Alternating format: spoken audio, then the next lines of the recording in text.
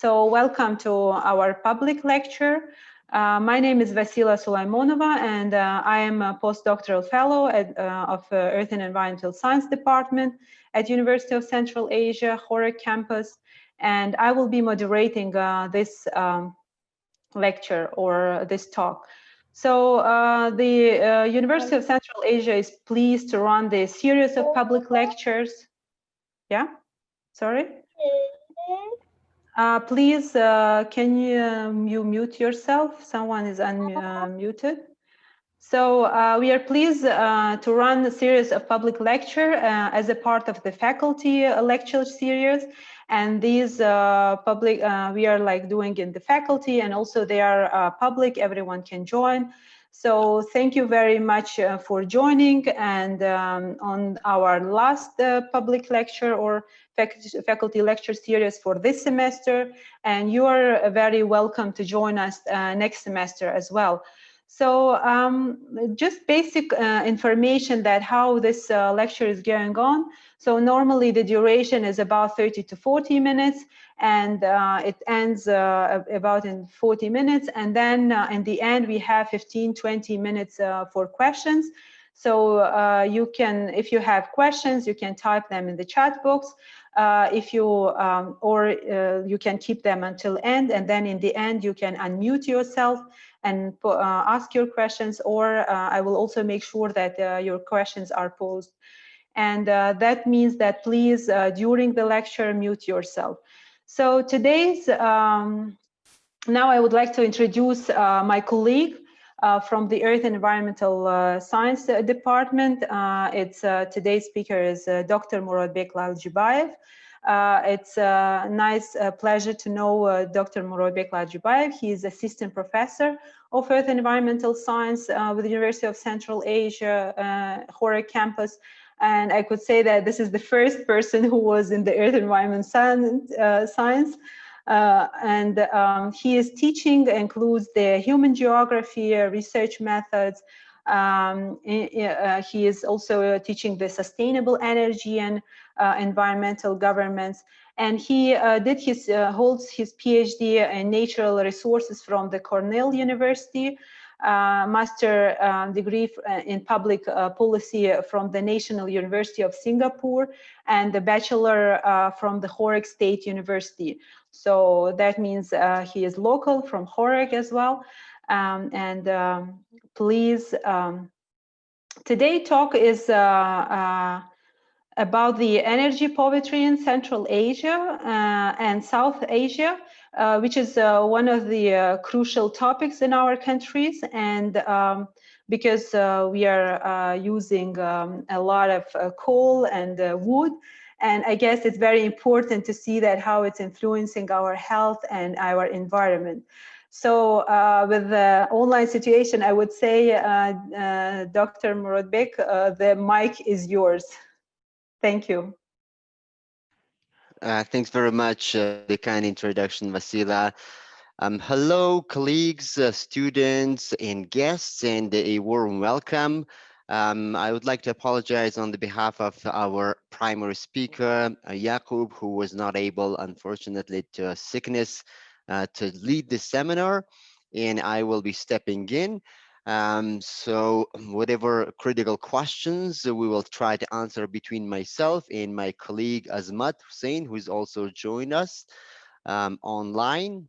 And if we are not able to answer your questions, then we definitely will take them at the end, and we will get back to you later on. So hold on to that.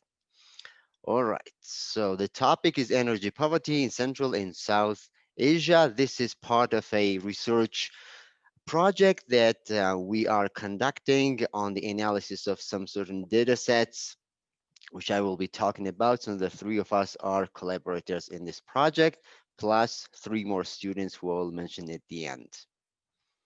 Okay, so the research question that we are trying to answer with this project is what are the drivers of energy poverty, and what are the outcomes of being energy poor in Central and South Asia? I guess this is a binary question here. However, We are not going to answer this question today because this is a work in progress. So we would like you to introduce you to the theoretical framework, and then start off by defining what we mean by energy poverty.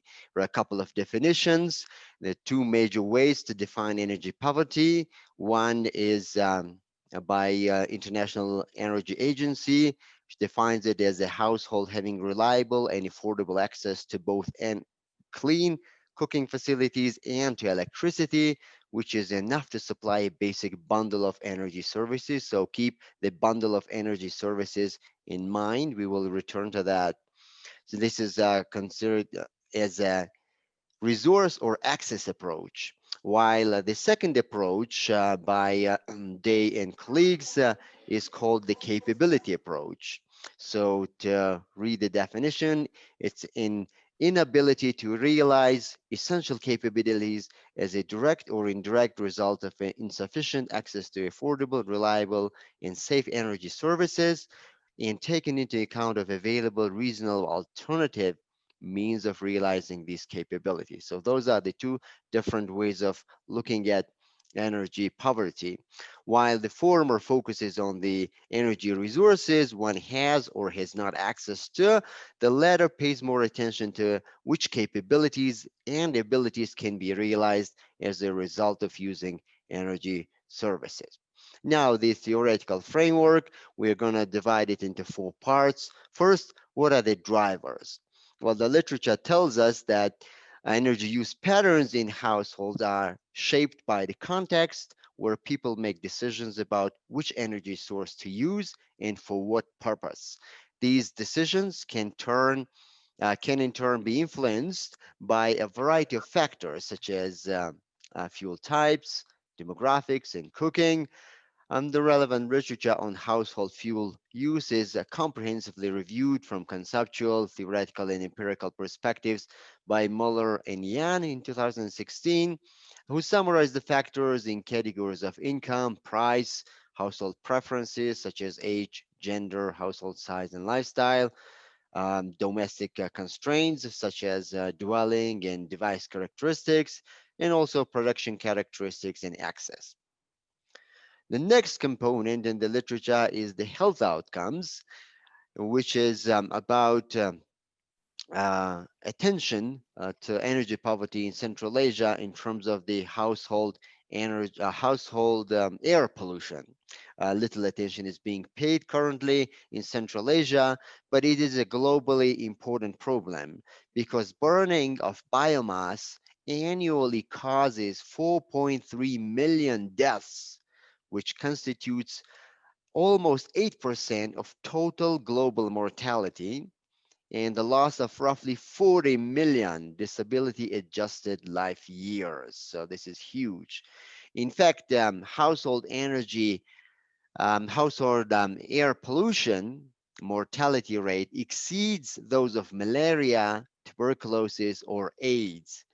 It is a risk factor for acute lower respiratory infections, including pneumonia, which accounts for the largest share of deaths in children between 2 months and 5 years of age.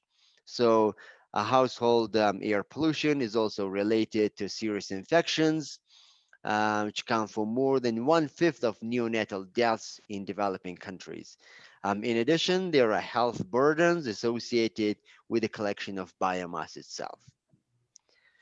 On the education front, the availability of electric light allows for the extension of the active daytime, which may lead to rescheduling the time of use in favor of increased study time. The availability of fans or heaters creates improved learning environments, and the access to technology such as mobile phones and computers eases access to information. Altogether, access to reliable energy is associated with higher school performance, enrollment, and time spent studying. Gender is an important component. While we know that energy poverty, for instance, access to electricity, impacts men and women differently, the results of both quantitative and qualitative research remain mixed. To this day, the mechanisms through which women are differently affected compared to men remain unclear. On one hand, there is evidence that access to electricity has positive outcomes, specifically for women, in terms of education and health. However, on the other hand, we find evidence that improved energy may increase women's burden due to increased workload. To that end, factors other than access to resources underlie the experienced empowerment in terms of individual agency and capability, and influence the dynamics of intra household bargaining, which is often dominated by the misconception of women's labor as free and unlimited. So, what is the state of energy poverty in Central Asia? That we can try to depict a little bit. Before we go into that, I want you to have a look at this map. It depicts the different climatic zones of Central and South Asia.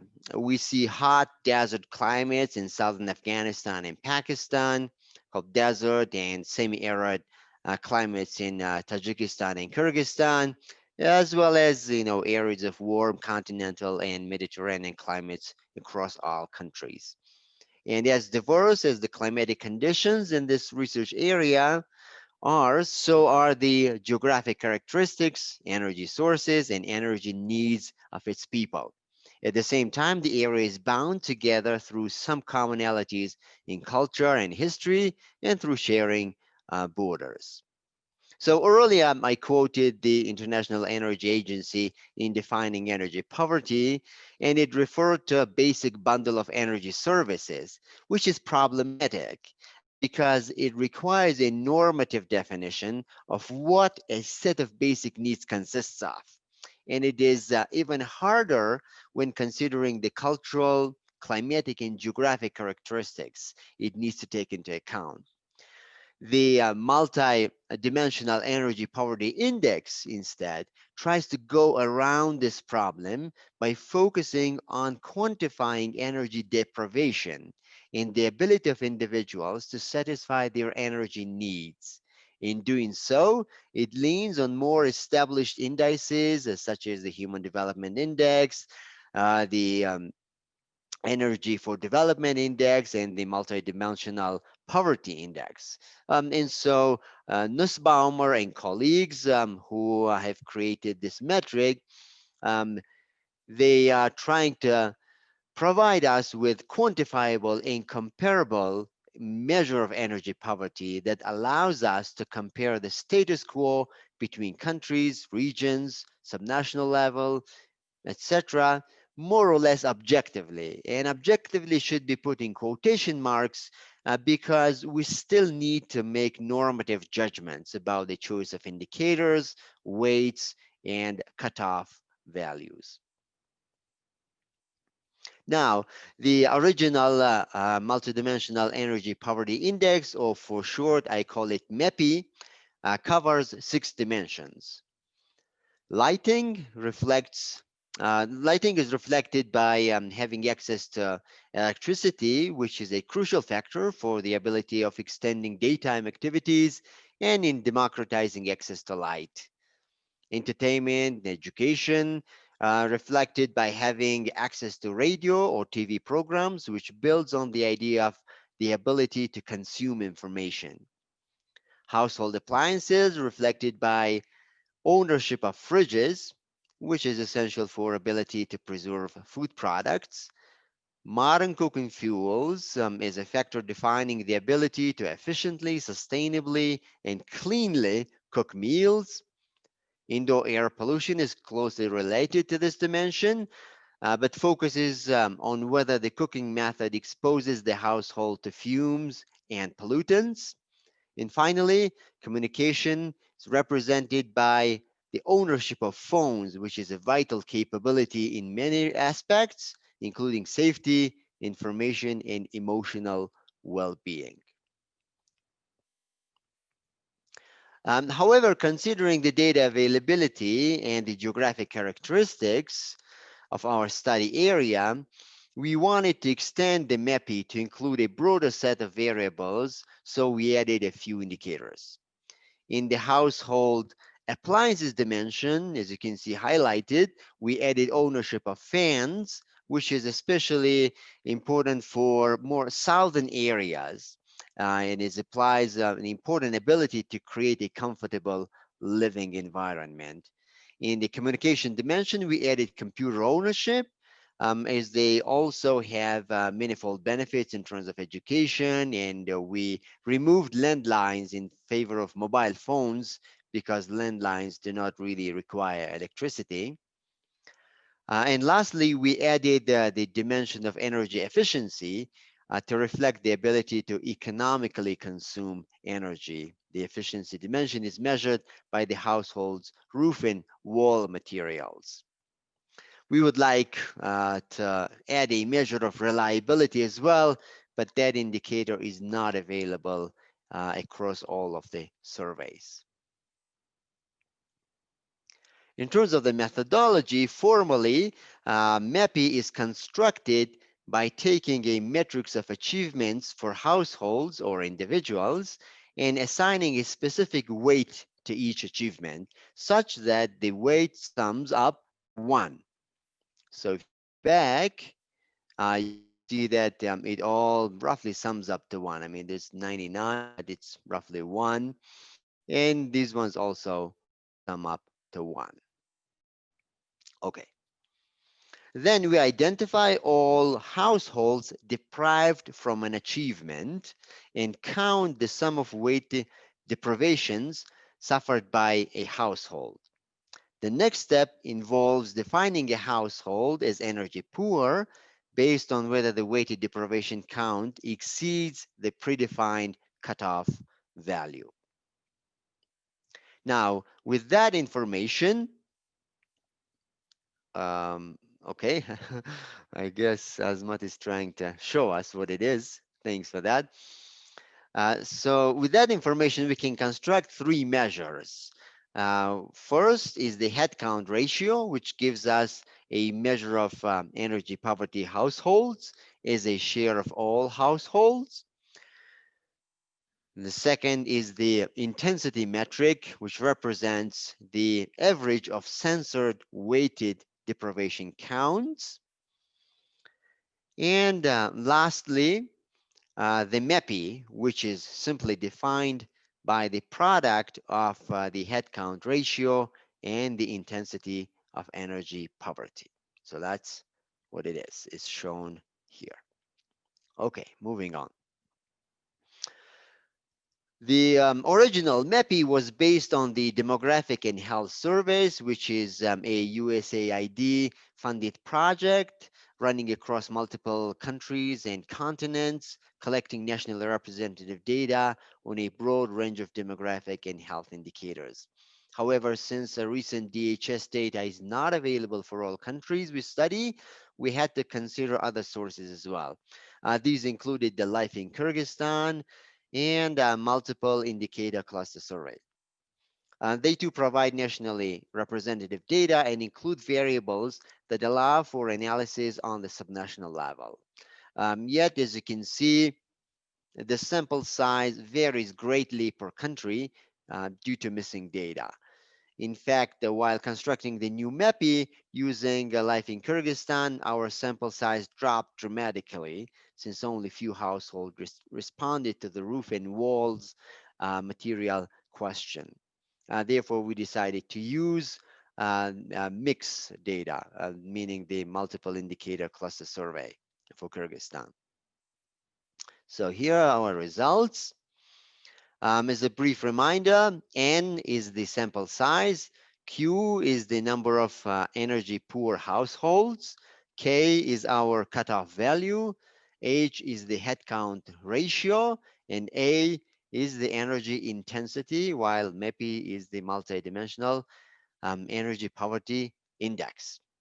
So we see that there is quite a lot of variation across countries, both in terms of energy intensity and the headcount ratio. And therefore, as a result, the MEPI is different too. What is striking is to see the very different results for Kyrgyzstan. depending on which data source is being used. To lift the veil, these differences are driven by the fact that the LIK does not allow us to exploit the dimension of indoor pollution fully, and thus more weight is given to household cooking with a tandoor. Is the cooking, the oven, for those who are not familiar with the term. We suggest to focus on the mix instead, which is more comparable to other countries and previous qualitative findings. All right. So according to the new MEPI that we suggested to use, we see that the intensity of energy poverty does not change dramatically from the original one, yet the number of deprived households, or the headcount ratio, does. Here it is important to know to note that the LIK results can be disregarded due to the small sample size. As you can see, it's only 154.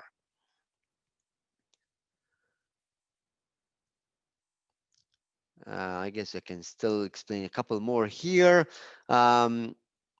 Both Kyrgyzstan and Tajikistan have the lowest MEPI scores, although Tajikistan seems to have a slightly lower headcount ratio, but higher intensity of energy poverty for the new MEPI. So here we can see the same comparison graphically. We can observe one interesting finding while comparing Pakistan and Afghanistan. So we can see that Afghanistan has a headcount ratio, is a higher headcount ratio in both measures, while the intensity of energy poverty drops below of Afghanistan's in the new one. I don't know if you can see my mouse, but you can see here, here, and here. This is upper, this is lower, while over here in the new one, it goes down. So that's that. We can also see the dynamics on the maps. The darker the color, the higher the MEPI, and the more energy poor is the country on average.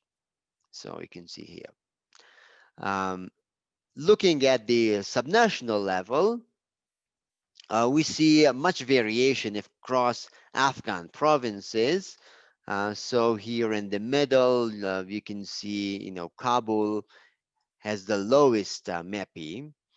And I believe this one is Nuristan province, which is the darkest one, having the highest MEPI index.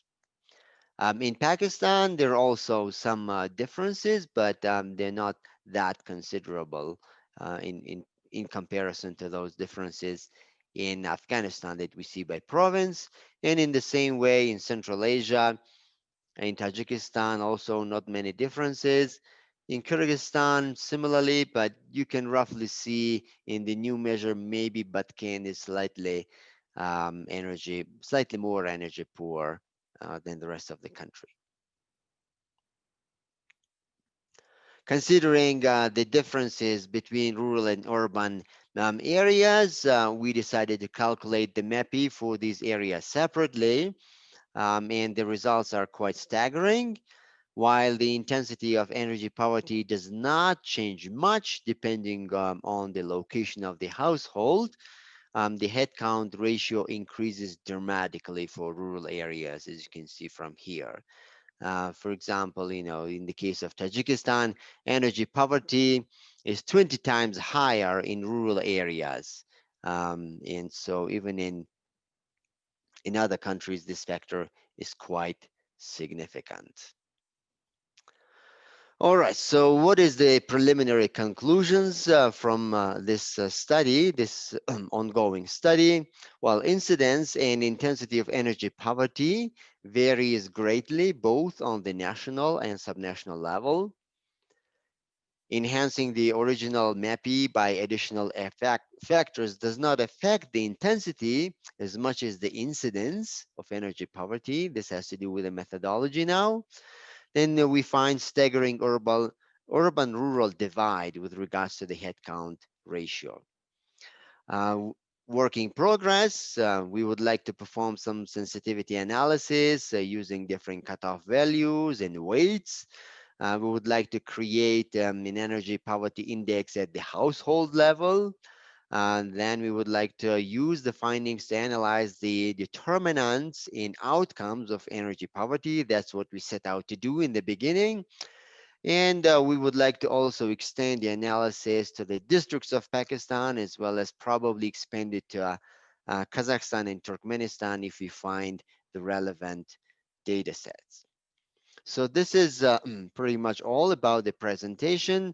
I would like to acknowledge the financial support awarded to the project by the UCA's Faculty Contestable Research Fund.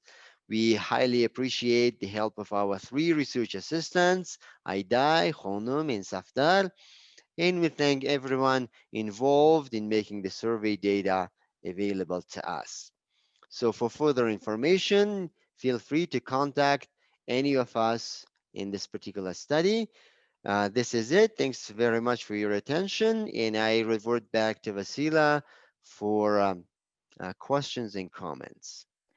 Thank you very much, Murodbek. Thank you, and very interesting talk, especially knowing about the influencing on the woman life.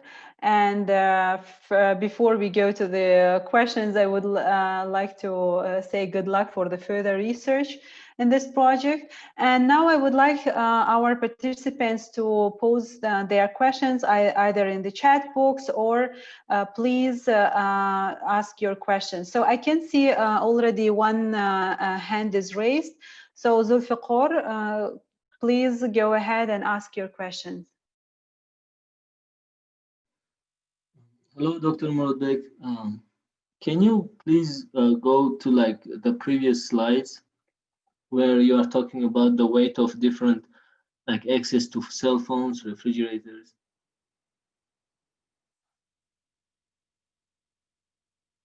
Yeah, this one. So, like my first question is, the threshold is only like one mobile phone. If a household has only one mobile phone, then their weight is already considered, yes? Like it doesn't matter how many phones they have after like having access to one phone. That's correct. Yes. Yeah, Okay. it's a binary measure. Do you have a phone? It's because the surveys are asking this question. Do you have access to a mobile phone in your household, not individually? So even if there is at least one, then the answer is yes. Okay, okay, great. So follow up to that, like, does the model, like the version of the phone matter? Like some like households have like very like Mm, primitive, so to say. I don't know how to describe it, right. but phones, Yeah, but I some have understand. like very advanced phones. So they have Right. the same weight. Right. So here, the surveys are interested if people are able to communicate, to talk to each other while they are in a distance from each other. So that is the rationale in the surveys. We did not design these surveys ourselves. These are part of the other projects conducted by other organizations. So the demographic and health surveys is conducted by the countries and with the support of the USAID. And so they are primarily interested in things like why or how people are doing health-wise in each country.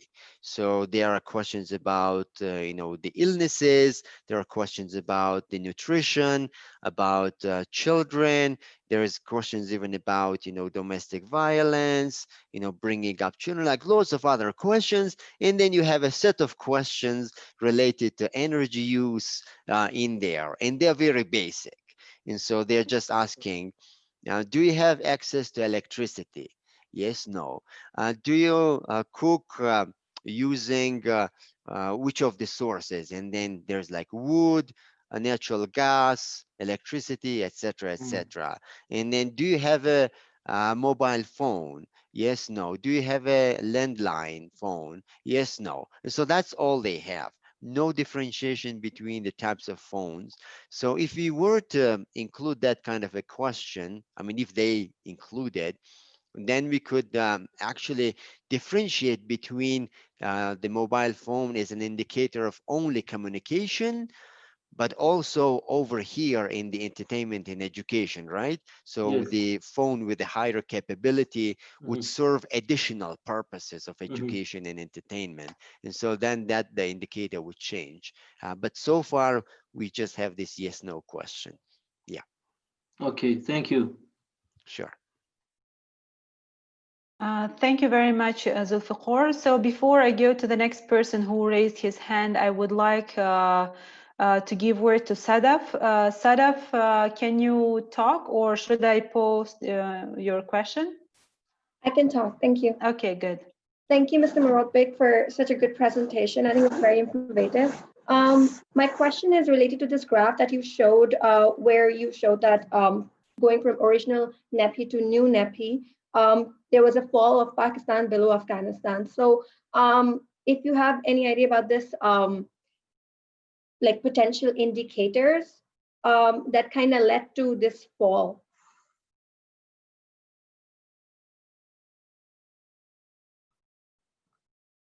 I think you're muted. I'm sorry. Yeah, I keep muting myself because I don't want to get the background noise. Thanks for noting that. Hi, Sadaf. Okay, so that's a very good question over here. We believe that this could be mostly due to where is this indicator? Sorry.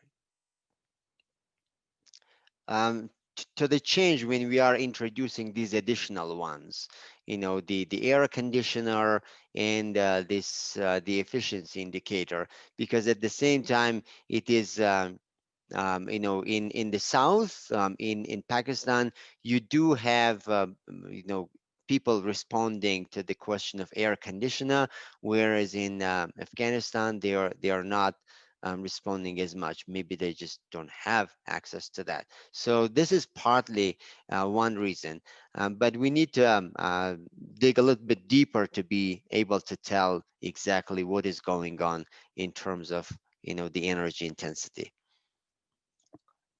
Yeah, so not a complete, but we will definitely get back to you with once we have a bit more understanding of what's going on. Thank you. Mm-hmm. Thank you very much, Sadaf. Thank you, Murodbek. And I saw that Fahim Ashraf was raising his hand. Fahim, are you still there? Yeah, so sorry. Thank you for the presentation, but I had exactly the same question which Sadaf already asked. So thank you. I might ask later. Okay, so good. We'll Yeah. let you know then. Yep. Thank you, Fahim. And I also saw that Diaz, sorry if I'm pronouncing wrong your name. I saw that you have in chat box 2 questions. Do you want to speak it out, or should I read them? Diaz? Diaz and Diaz Kabikenova. Sorry if I'm pronouncing wrong.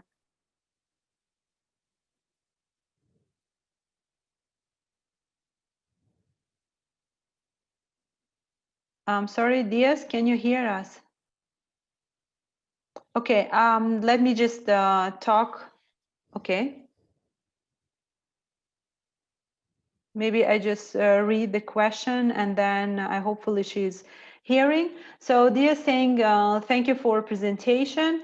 I'm not sure if I missed it, but what was the sample size for data collection? That is her first question, and then maybe I will ask the second after you respond. Sure, yeah, Diaz is a he. Oh, sorry. No worries, you wouldn't know because he's in economics. So here's the sample size, right? The N is a sample size. Here you can see all of the sample sizes for the different surveys. Again, we did not conduct these. This is what is in the data sets. So here's the sample size. And the second question is, how did you decide on the weights for each indicator for household belongings? Right. So, like I said, this is a normative one. So these ones we did not decide. We took it directly. This is the Nussbaumer is a researcher who published these results for the first time. So this is his methodology. So all of these weights were given. There is justification, but at the end of the day, it's arbitrary. You know, how much you put in here is really arbitrary, and you cannot really defend these weights. But nonetheless, there are some justifications for why these weights are being applied in terms of the importance of these indicators for energy poverty. And in the same way, we are also arbitrarily distributing the weights here.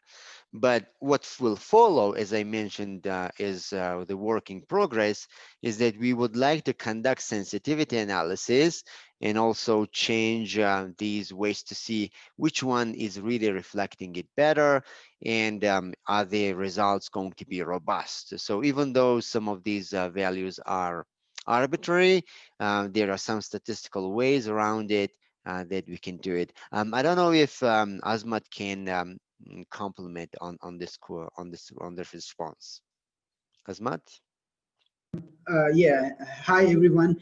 Yeah, Murad Beg actually said it. So you have these indicators. So depending on how important the indicator is, how much do you want to account for an indicator? So we do a little bit of statistical analysis before we decide on these weights. So as Murad Beg said, we will do the sensitivity analysis, and then we will see which one is more important, or how MEPI is, how robust is the MEPI, or how the why when we change the weights, what will happen to the MEPI?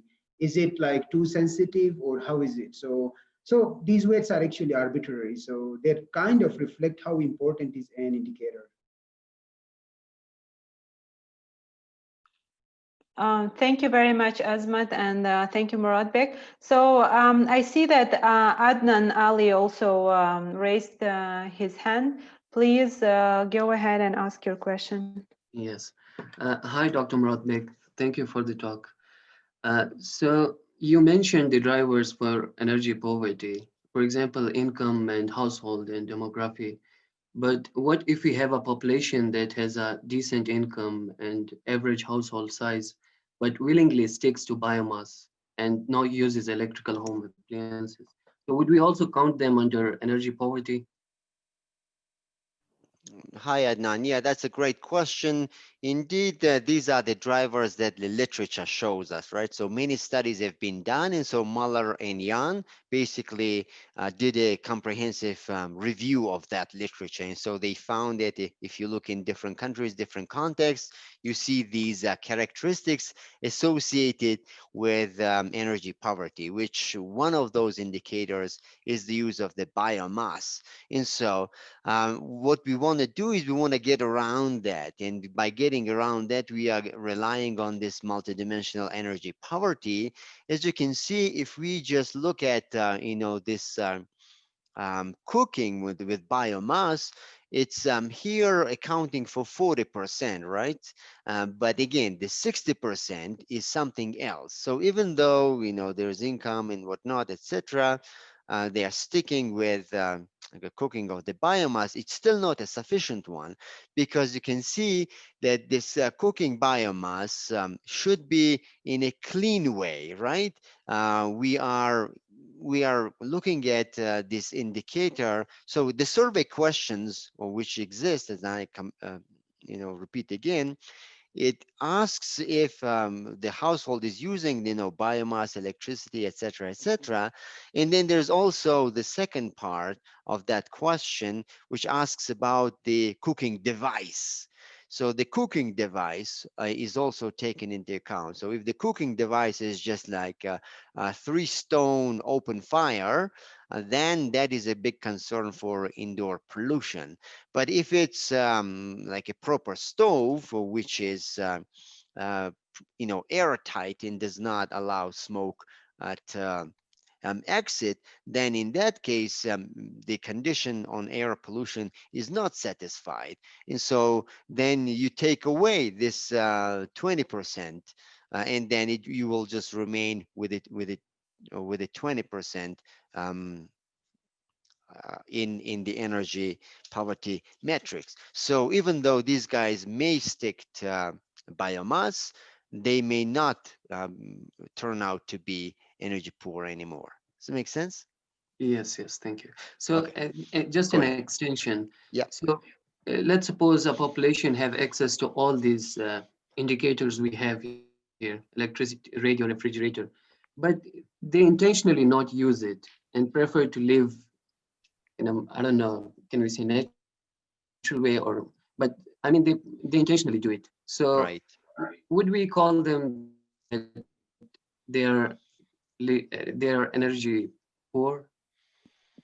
As far as the state is concerned, and if they respond to all of these questions as no, we can consider them, according to the metrics, energy poor. But if they answer yes to all of these, because these are essentially asking, do you have access to electricity, right? Do you have access to TV? Do you have access to refrigerator? It does not ask whether you're using it. And so that's why I was talking about the indicator of reliability, because even though you may have access to electricity, it may not be available all the time. And so you are asking even a further question is, you may have your house connected to electricity, but you never even turn on the switch. So in those cases, it really depends on what answer is given to the survey. If the survey, I mean, it's a question like a false positive, I guess, yeah? So that's what it is. Okay, thank you. It makes sense. Yeah. Thank you, Adnan. Thank you, Murad Bek. And the next question is from Saif or Rahman. Saif, could you talk, or should I? Sure. Yes. Sure. Thank you. Thank you, Murad Bek. Thank you, Wasila. Even though you already said, Dr. Murad Bek, that data sets were given to you, I mean, it's already there. I was curious to know how households were identified. Was it a systematic process, or is it random? Yeah, it is a completely random sample strategy employed in all of the DHS surveys. So it's a country representative, and in many cases, it's also region, what do you call it, province representative. And I think in mix, it's even, let me just quickly check. Yeah, so it's even district, representative. As you can see, the numbers are quite large, right? So over here, you can see 24,000, right? 14,000, 7,000. Well, like here is slightly lower, but still quite significant. And mix is 7,200 households. So the sample sizes are representative, and they have been done, random sampling to be. To cover the basis of representation as well. Yeah. Okay. Thank you. Thank you, Saif. Thank you, Murad Bek. And next question is from Al Nasir Hamir. Al Nasir, can you ask your question, or should I read it? Sure, I can ask it. Can you hear me okay? Yeah. Please, yes. Great. So just to let you know, I'm a program manager with Tajikistan Foundation Canada. So I'm calling from Ottawa. So good morning and good evening. So thanks for the presentation, Dr. Murad Bek. I'm asking, I guess, my question from the perspective of a practitioner. I'm not a researcher at all, but I appreciate the refresher here on some research methods and so on. I'm specifically interested on, I guess, your further research, whether you expect that there will be any, whether you'll be delving into this data from a gender dimension, whether you expect that there will be any insights on energy poverty of women and children versus men in these 4 geographies. Thanks. Yeah. Yeah, and great to have you from Ottawa. Great city. I've been there, one of my favorites. I love the Museum of Civilizations there. Okay, so here is, where is it? Where is my data? I'm gonna go back to it. So over here, even if we can look at this energy poverty, the MEPI index, some of the numbers are quite high as we can expect. Doesn't matter if you're looking at the MEPI or the new MEPI, but some are very low. And so like Tajikistan is only 0.05, which means basically not energy poor at all.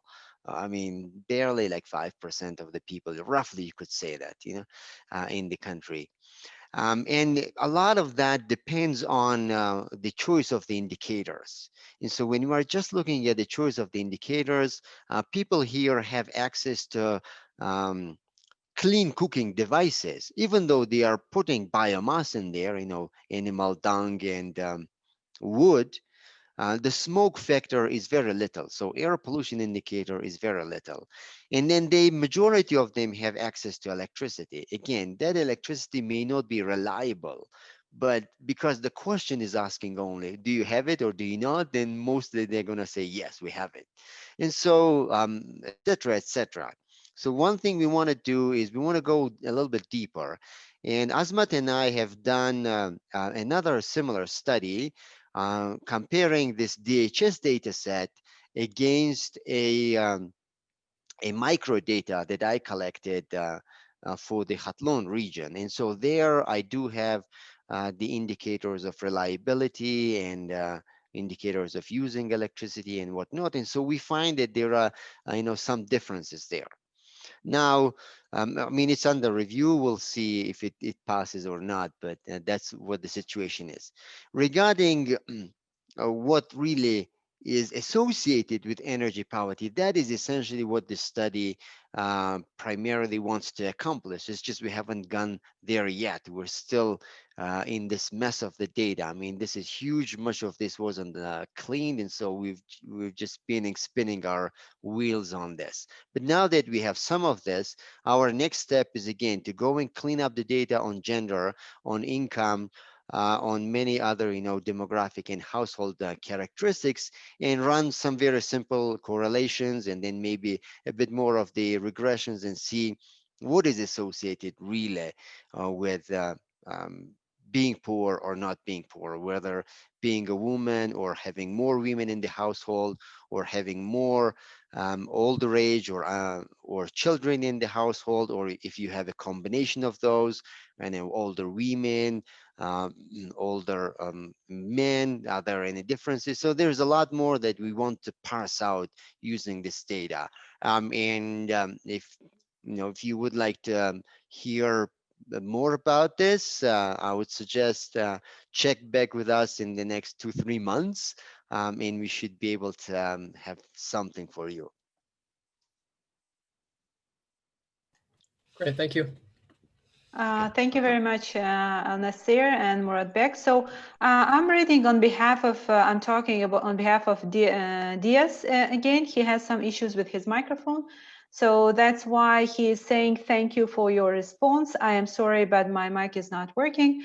And one general question is, sorry, I just scroll it. So one general follow-up question would be, is it appropriate to compare the outcome if the sample size is quite different for each of the countries? Yes, it is.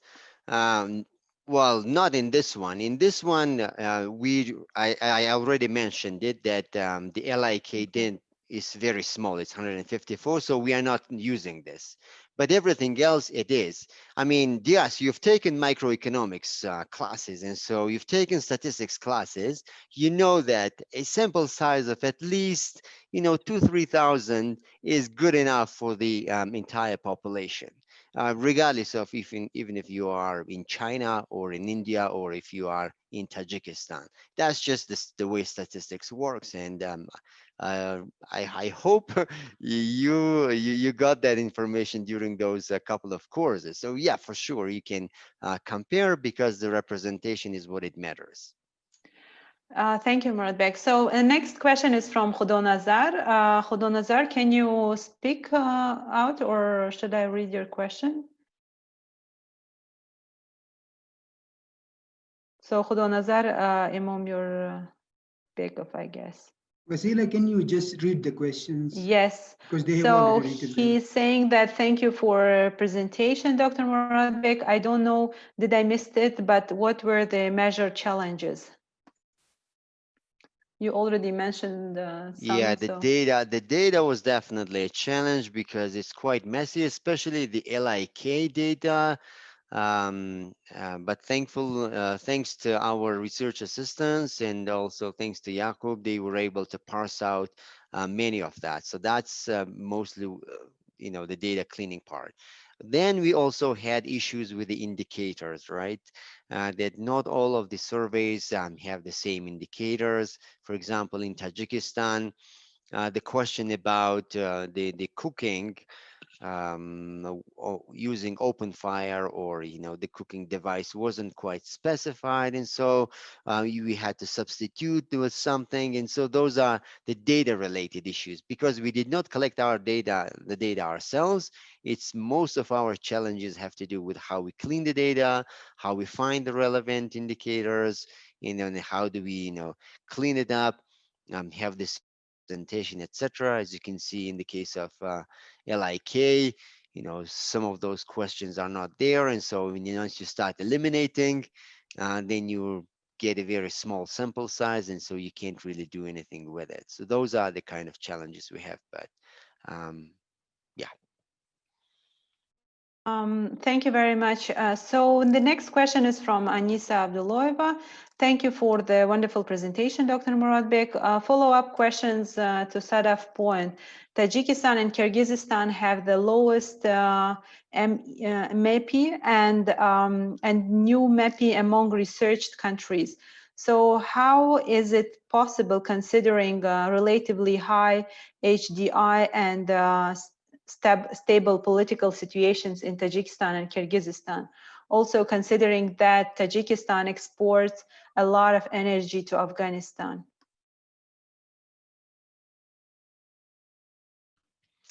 I'm not sure if I understand the question. So how is what possible? How is it possible that they are low? Anisa, can you elaborate? Hello, Muradbek. Yes, I just kind of was surprised, like why their MEPI is so low among all the research countries. This is like the main point. Okay, so let me answer that, and then you can ask this a follow-up question. So first of all, these are based on these indicators, right? So we go back to the indicators. Let's just go with this one. When we are looking at the lighting, well, electricity is pretty much universal in Tajikistan and in Kyrgyzstan. We're not talking about reliability, just connection to the grid. Then TV or radio, for sure, universal. Refrigerator, not universal, but in majority of cases, people have it. Now, regarding more cooking fuel, this is where you have this dynamic of people not using much of the electricity, especially in rural areas. They are using a lot of biomass. But then we also have some concerns around whether people are actually reporting it correctly. There is this question of bias. It's called social desirability bias, meaning that when asked about certain culturally sensitive questions, then it is possible that people would like to put themselves in a better light. They want to be perceived in a positive way. So in this case, even though the household may be using animal dung or wood, when the researcher asks, they would say, no, we are using electricity. And because they just want to show that they are being modern or whatever. And so in that case, we do have some concerns, but nonetheless, the fact is that they are mostly responding that they are using electricity. And so their cooking device is also airtight pretty much. I mean, burjuica stoves, they are pretty airtight as compared to those in South Asia, which is, open clay stoves sometimes. And in many cases, I would say even in Afghanistan, especially. And finally, having a mobile phone is also pretty universal. So even in this second one, in the air conditioner, computer, and even if though we add these things, they're still going to have um, good majority of the indicators are saying that they have access to those. So as a result, you have very low percentages of people with MEPI indicator, both in the old and in the new one. So that's essentially the main reason. And your second question? Thanks a lot. I'm just wondering, do you consider seasonality patterns in lightning among the countries? Because like electricity really availability really varies based on the season, especially like in Tajikistan, for instance. Yeah, yeah, this is one of our critiques when Azmat and I were writing this other paper. We found that these DHS surveys in Tajikistan were conducted between July and November. And we were like, how can you do that? It's mostly convenient, right? You just go in the summer or in the early autumn and collect the data while people are actually not using any of the biomass. And so all the results could be flawed. And so that's one of our criticisms of these surveys is that likely, this seasonality factor is influencing the results and which could be getting us in these kinds of low scores. So very good point in terms of the seasonality. It's not considered in the surveys, and even the timing of the survey is critical here. Yeah.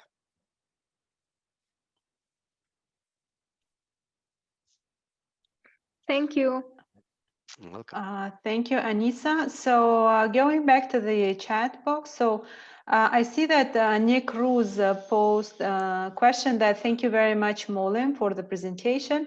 I am just wondering, will there be any further studies on this topic? I mean, you already mentioned that it's ongoing. Maybe just one more time that Nick Ruse can hear.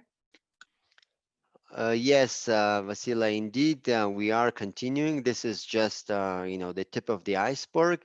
We started, we are going to continue the study into the factors that are associated with energy poverty in these data sets. But also outside of this, we had some plans to conduct surveys in the Gorno-Badakhshan area, but unfortunately, due to COVID situation, we could not do it. So we definitely have that in mind, and if you are interested, I will definitely let you know if there will be opportunities for assistance with that. Thank you. Thank you very much. Just needed to make sure. So the next question comes from Nadira. Nadira, do you want to speak or should I just read? Maybe for some, the internet is good and they can just ask. So if not, then let me just read it.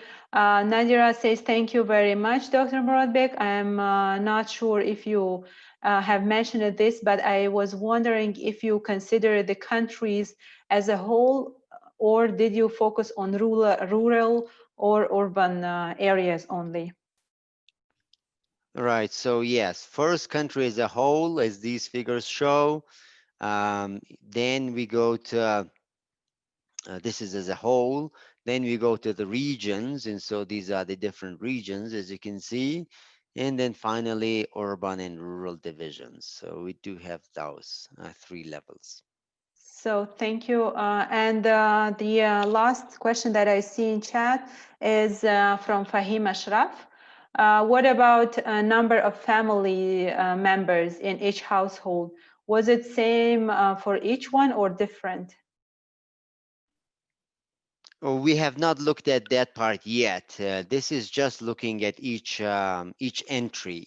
When one entry is just one household. So response per household.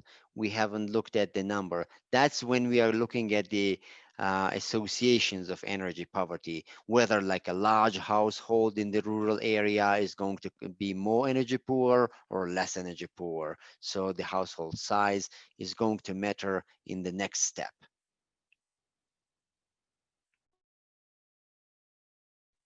Thank you very much, Muradbek. We also have a question from Professor Rogers.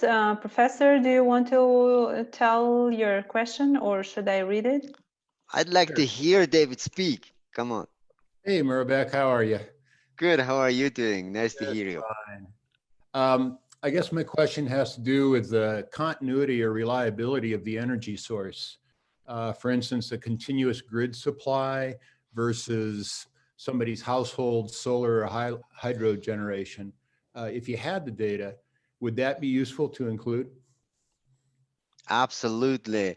This is one of those questions that energy poverty folks want to ask, and unfortunately the data is not available in these massive surveys, because you may have access to the grid, which is supplied by large-scale hydro, or in some rural areas, you may have access to a solar panel, which is sufficient for your TV, your mobile phone, and for your lighting. And maybe that's all you need.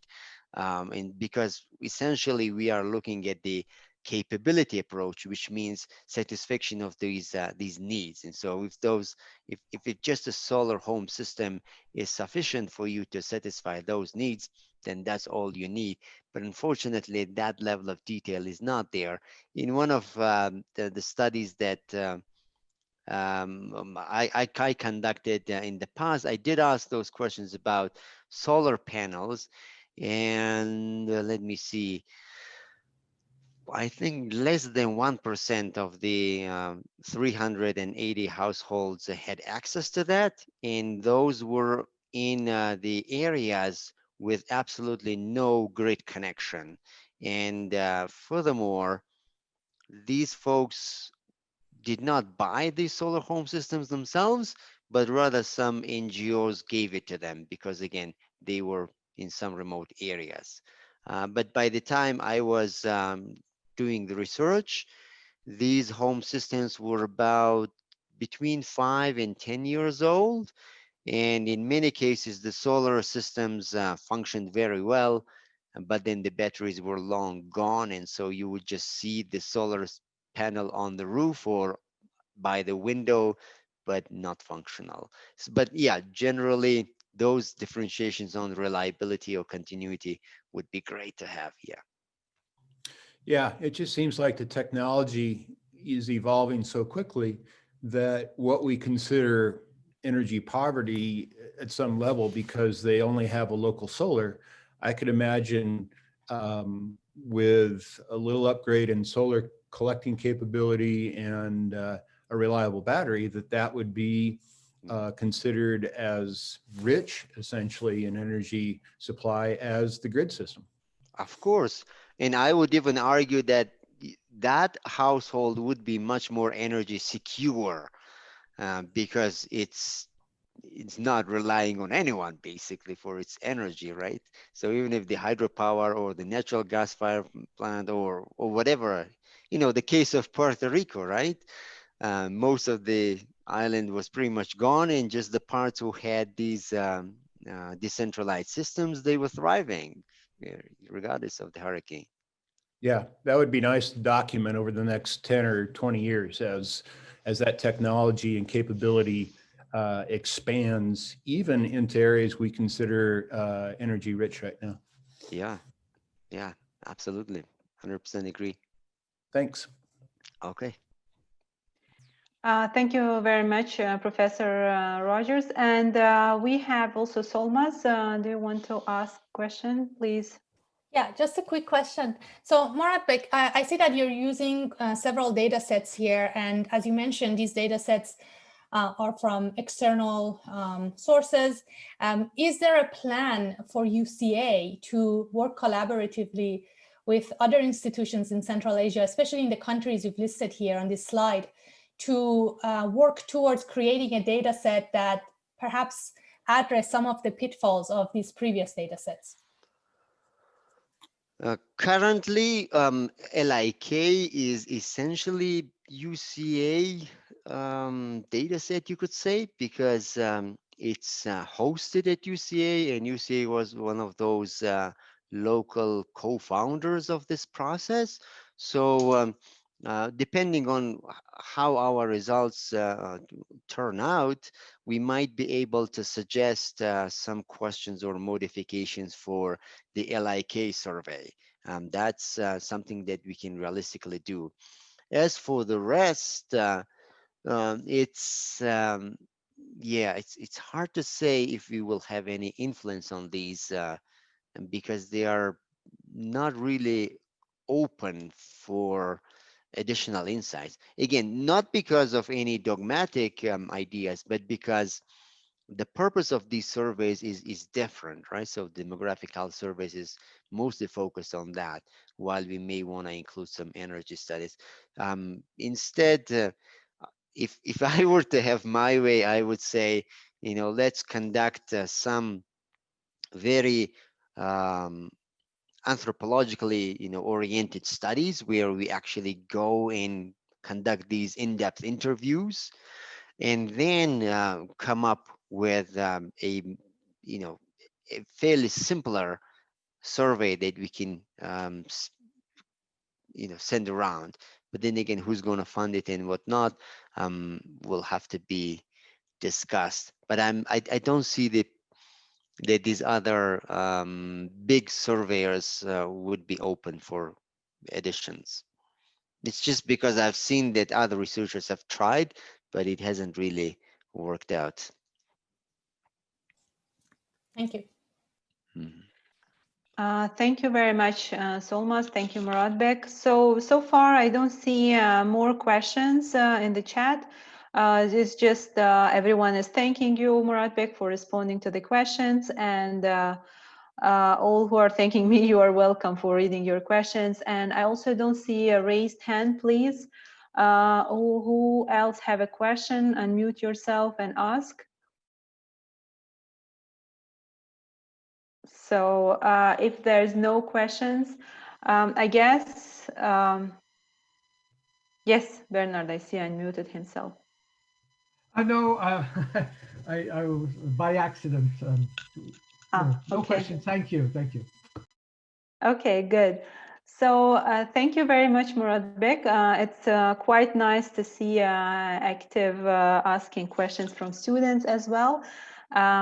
So I guess we are done in this point. So as I say, this is the last public lecture in the faculty lecture series, and you are all welcome to the next semester, which will start next year, our lecture series.